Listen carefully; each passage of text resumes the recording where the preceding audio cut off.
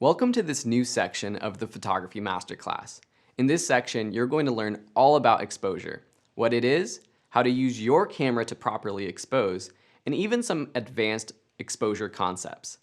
First, what is exposure? Photography exposure is basically how bright or dark your image is. We call a photo that is too dark underexposed. A photo that is too bright is overexposed. A photo where your subject is not too dark and not too bright, but it looks natural, is properly exposed. And your subject could be anything from a person to a mountain in the distance. Depending on your photo's composition and your situation, not everything will be properly exposed.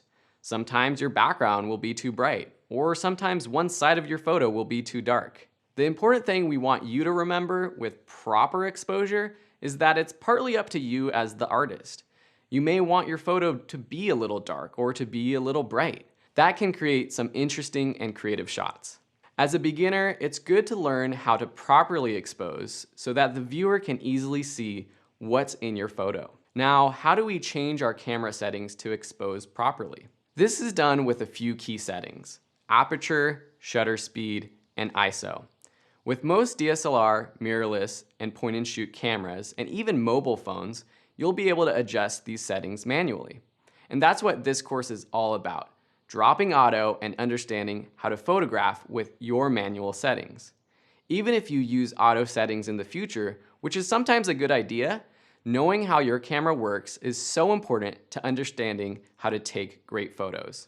These three settings, aperture, shutter speed, and ISO, make up what's called the exposure triangle. Each setting can make your photo brighter or darker, and each setting also affects different aspects of your photo, like the depth of field and motion blur, things we'll cover in future lessons. There's also one other thing that dramatically changes how bright or dark our photos might be.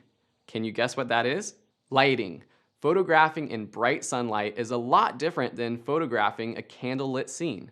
Properly exposing is a balance of the settings in the exposure triangle and understanding how light works. So let's get started with aperture.